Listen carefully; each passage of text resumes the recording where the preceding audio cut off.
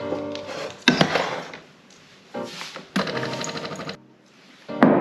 vivere, a vivere.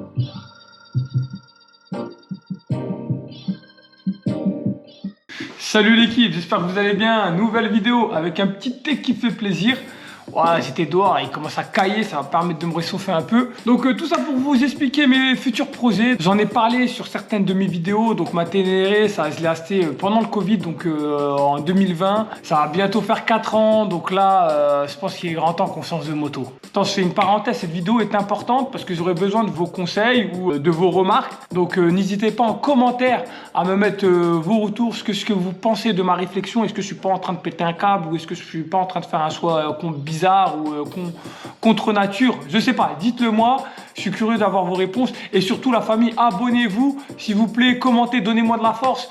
Moi ça me permet, ça me motive en fait, ça me motive à vous faire de plus en plus de contenu. J'ai beaucoup de contenu mais j'ai pas beaucoup de temps dans mon emploi du temps. Donc s'il vous plaît, like, abonne-toi et c'est gratuit quoi, et ça me donne de l'énergie.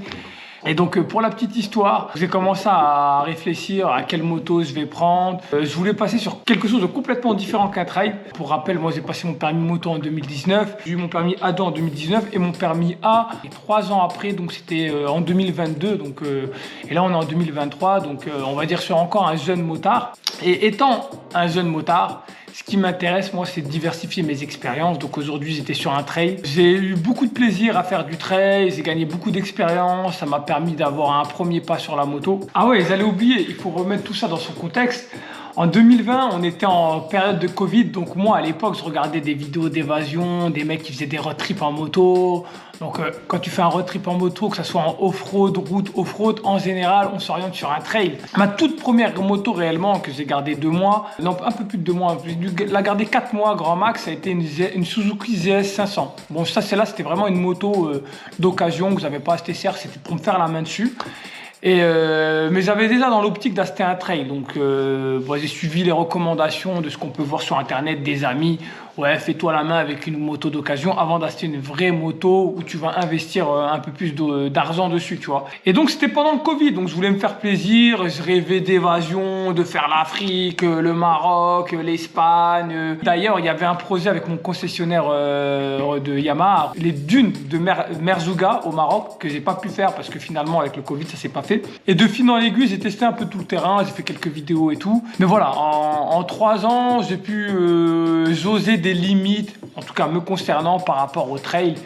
Et même si les limites elles seront jamais atteintes bien évidemment, mais je pense que c'est le moment. Au bout de 4 ans d'utilisation de ma Ténéré 700, j'en suis très content. Cette moto franchement, si j'avais les ressources je la vendrais jamais parce que elle me satisfait sur plein d'aspects. D'ailleurs madame elle veut pas que je m'en sépare, mais à un moment donné il faut faire des choix dans la vie. On peut pas avoir 36 motos dans la maison.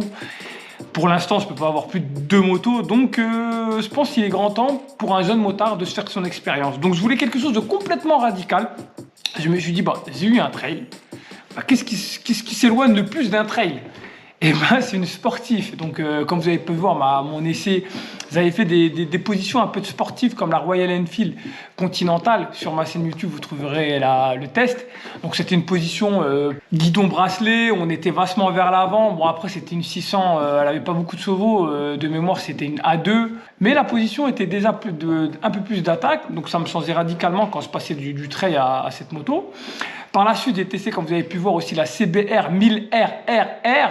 Et là, pareil, ça a été un kiff, j'ai kiffé la vidéo, j'ai kiffé l'affaire et tout. Et donc, je me suis dit, pour diversifier mon expérience, il faut vraiment que je fasse les opposés. Donc, je m'orientais plutôt sur une sportive. Je me dis, je vais me faire un kiff, je vais m'acheter une sportive, mais une vraie sportive. Donc, je me suis dit, soit une CBR, soit une R1. Et comme je suis relativement proche avec mon concessionnaire, je me suis dit, pourquoi pas partir sur une R1. Donc c'est des motos avec des budgets énormes, hein, je vous l'accorde, mais le but c'était vraiment de me faire une expérience de 1 an, pourquoi pas un peu plus, et la revendre derrière sans trop perdre, sans que la moto décote trop. Et après passer sur un truc un peu plus à mi-chemin, soit une routière, soit un roadster. Mais faire d'autres expériences, et pourquoi pas, je sais pas, peut-être qu'à terme revenir sur le trail, puisque j'aime beaucoup les trails. Et je pense que c'est une moto les trails, ça me convient vachement bien. Et donc voilà, donc je partais sur cette idée-là. Donc je suis parti voir mon concessionnaire Yamaha. Le mec, je lui dis, je veux une R1. Je dis, ouais, Ilyes, tu veux une R1? Waouh, ouais, attends, j'ai un permis, doucement, mon gars, là, t'as une moto en A2, parce que ma Ténéré, je ne l'ai pas bridée, je ne l'ai pas débridée, parce qu'on m'avait conseillé que si je souhaitais la vendre, c'était mieux de pas la débrider. Et mon concessionnaire, il m'a répété, il m'a dit, t'as bien fait. Donc, il me dit de là, de passer à un trail A2 avec une position complètement différente, avec un avion de SAS, une R1, il m'a dit, mec, c'est dangereux. Il m'a dit, franchement, je te conseille pas, Ilyes. Il m'a dit, t'es jeune, t'es encore un jeune permis, t'inquiète pas, t'as le temps de monter en gamme, t'as le temps de te faire d'autres expériences avant d'arriver à la R1. Donc, lui, il me dit, va pas sur la R1. Il m'a dit, je t'aurais bien proposé une R7, mais le problème de la R7, effectivement, c'est une sportive, mais c'est le même moteur, c'est le CP2, c'est le même moteur que la Trail. Donc il m'a dit, en agrément moteur, ça va pas te changer des masses. Donc va sur un 900. Quand il me propose un 900, il me dit, en 900, il me propose la MT-09. Moi, après, je vous casse pas, la famille, c'est pas les motos que j'aime, hein, esthétiquement. Moi, une moto, effectivement, je regarde un peu la conception, la finition, le moteur, l'agrément, le son. Mais le premier truc que je vais regarder, c'est l'esthétisme. Si la moto, ça peut être la meilleure moto du monde, si je la trouve pas belle. Moi, les motos un peu insectoisées, je les appelle comme ça, que ça soit. Maintenant, ils font tout ça, hein, et c'est les motos qui sont en vente, c'est les motos qui marchent le mieux, c'est des motos très performantes, mais moi, c'est pas mon délire. Donc, il m'a montré la MT-09, même sur ses Triumph, il y a pareil, il y a le même type de moto. Moi, je lui ai fait comprendre, je lui ai dit, moi, c'est pas trop mon style de moto. Moi, j'aime bien le délire café red shirts, un peu old school à l'ancienne. Et donc, lui, il me montre ce qui s'en rapproche le plus. Donc, la ZXR 900, c'est un peu une moto Nero rétro, je sais pas comment on peut les appeler, mais elle a un beau look. Franchement, elle a un côté. Je partais pas pour cette moto, mais je me suis dit pourquoi pas finalement. Elle est pas si mal. Le pot d'échappement, j'aime pas du tout, mais j'ai vu qu'il y avait moyen de changer la ligne. Les prix sont pas, c'est pas des prix aberrants pour une moto neuve. Et je me dis, c'est vrai, ça peut être une bonne affaire. D'autant plus que lui, il m'avait proposé une reprise de ma Ténéré. Bon, au niveau de la reprise, il me propose pas. Il fait vraiment une petite reprise. Donc, après, forcément, lui, derrière, il la revend la moto. Donc, il faut qu'il se fasse une marge. Mais ce qui était intéressant, en fait, dans sa proposition, c'est pas le prix de la reprise qui était relativement bas par rapport à ce que je pourrais l'avoir si je la vends en nom propre, tu vois, sur le bon coin. Ce qui était intéressant dans sa proposition, c'est qu'il me faisait une remise sur la nouvelle moto de quasiment 2000 balles. Hein. Donc en fait, ce que je perdais dans ma reprise, je l'ai compensé avec l'achat de la nouvelle moto. Donc voilà, j'étais dans ma réflexion, je me suis dit, ouais, c'est parti sur une R1, il a raison, il faut y aller progressivement dans la vie, j'ai le temps, je suis encore jeune, et je compte changer régulièrement de moto, donc pourquoi pas, tu vois. Et je commençais à cogiter et tout, et moi, il y a une moto qui m'a toujours tapé de l'œil, et je me suis toujours dit, un jour je vais l'avoir, un jour je l'achèterai, tu vois, mais c'était pas le moment. C'est une moto, je ne sais pas si vous en rappelez, dans mon test de la Speed Twin 1200, à la base, je devais tester la Truxton. J'avais demandé à tester la Truxton et en fait, j'ai pas pu la tester parce que la Truxton, à l'époque, ils en avaient qu'une par an et c'était une moto qui se raréfie, ils me disaient. Et donc, la seule qu'ils avaient, elle était déjà achetée et bon, c'était hors de question de la tester. Et c'était un modèle chrome. Je sais pas si vous en rappelez, je vous remets les images. Et cette moto, en fait, j'ai dit, mais c'est quoi cette dinguerie? Mais c'est pas une moto, c'est de l'œuvre d'art, c'est de la métrologie, le bordel. C'est un bijou. J'ai dit, mais elle est magnifique, cette moto. Et je me suis dit, un jour, j'en voudrais une. J'en voudrais une, tu vois, ça c'était... Pour moi, c'était un objectif. Et en fait, l'objectif, c'est un peu plus accéléré parce que j'ai appris, je ne sais pas si vous êtes au courant, mais Triumph arrête la production de la Triumph Truxton RS. Et là, je me dis, wow, comment c'est possible? À partir de 2024, les mecs, il n'y a plus de Truxton RS. Donc, ils ont sorti une finale édition donc de la Truxton RS. Elle est sur commande. Donc, je suis parti voir le constructeur Triumph. Le mec, il me dit, il n'y en aura plus, c'est terminé. Donc, c'est une moto qui a été vendue de 2004 à 2024. Donc, ça fait 20 ans, mais ses origines datent des années 50, 54, 60, avec les fameuses courses de Zadis. Après, je ne suis pas un spécialiste, mais elle porte son nom lié aux 50 miles Truxton. C'est comme ça qu'elle a été appelée, il me semble. Mais bon, historiquement, moi, ce qui m'intéresse, c'est le look qu'elle renvoie, la finition. Pour moi, c'est ce qu'il y a de plus beau, c'est Triumph, c'est cette moto-là, tu vois.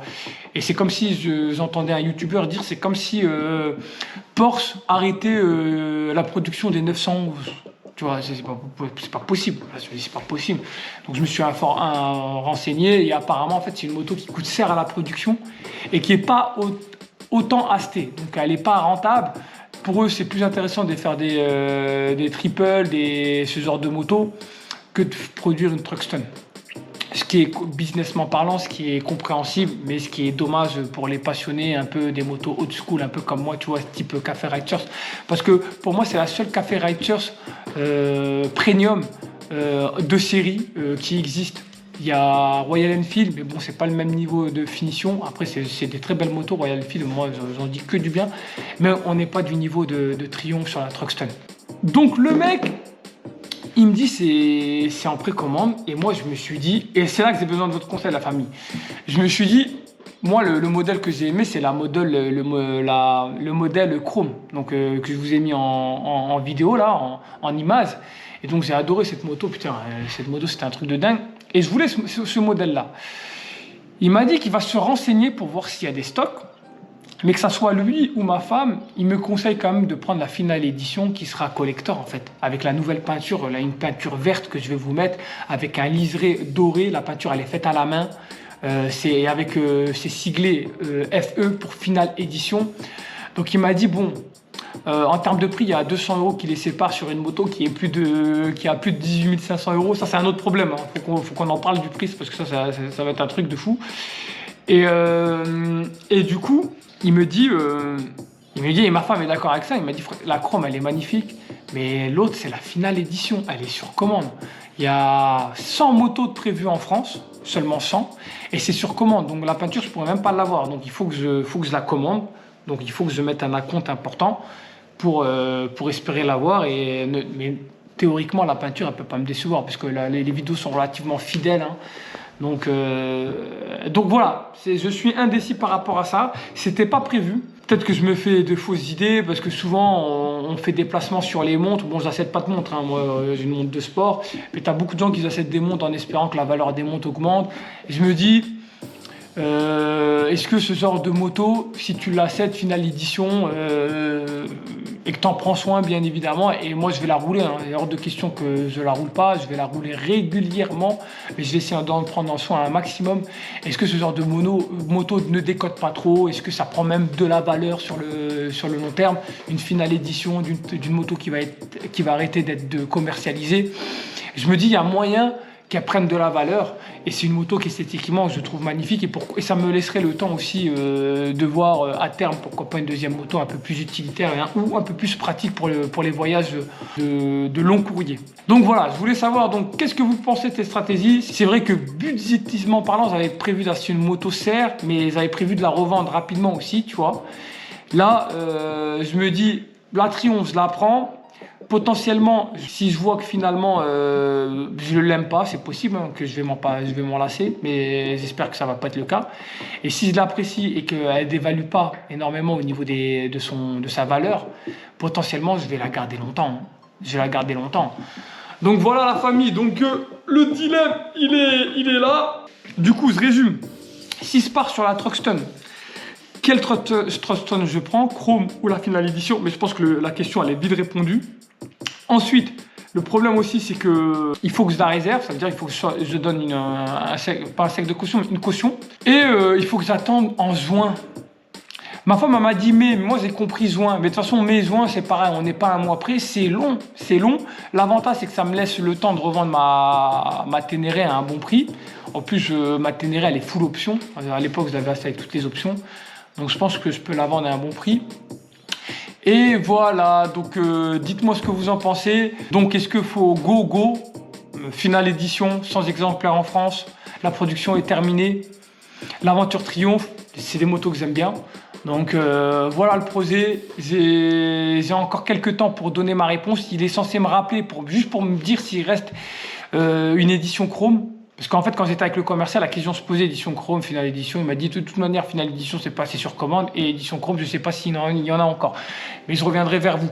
Donc voilà, dites-moi la famille ce que vous en pensez. J'ai besoin de vous, de votre conseil. Et voilà, la moto, c'est que du kiff. La moto, c'est ça. En fait, c'est ça qui est bien avec la moto, c'est qu'il y a plusieurs types de motos. Là, je suis parti, c'est Harley. J'avais regardé aussi des Harley Davidson, parce que c'est des motos aussi que j'aime bien. Les trails, j'aime bien. Les sportifs, j'aime bien. Les roadsters, j'aime bien. Les cafés roadsters aussi, j'aime bien. Tu vois, la moto, c'est ça le délire, c'est que tu peux changer. C'est quand même un budget, mais on n'est pas dans des prix stratosphériques comme la voiture. Et aussi l'agrément moteur, tu as des 300 chevaux, tu as des 600, tu as des 900, tu as des 1200 chevaux, tu as aussi des bicylindres, des 4 cylindres, des 3 cylindres. Tu as des positions plus d'attaque, plus droit. Voilà, franchement, la moto, je pense que, en tout cas, c'est comme ça que j'ai eu ma vie de motard. Faut faire son expérience, diversifier ses plaisirs. Et c'est comme ça qu'on apprend. Et en fait, on apprend aussi à se connaître. On se dit, mais en fait, finalement, j'avais des appréhensions sur ce type de moto. Mais en fait, c'est cool parce que ça m'apporte ça. Aucune moto n'est parfaite. Il y a des qualités sur toutes les motos et des points négatifs sur toutes les motos. L'idéal, c'est d'en avoir plusieurs. Mais bon, après ça, on n'a pas tous la chance d'avoir un budget illimité. Mais voilà, on tourne d'année en année et je pense que pour moi, il est grand temps en fait de changer de moto et de me faire une autre expérience. Et je vous dis à la prochaine. Ciao!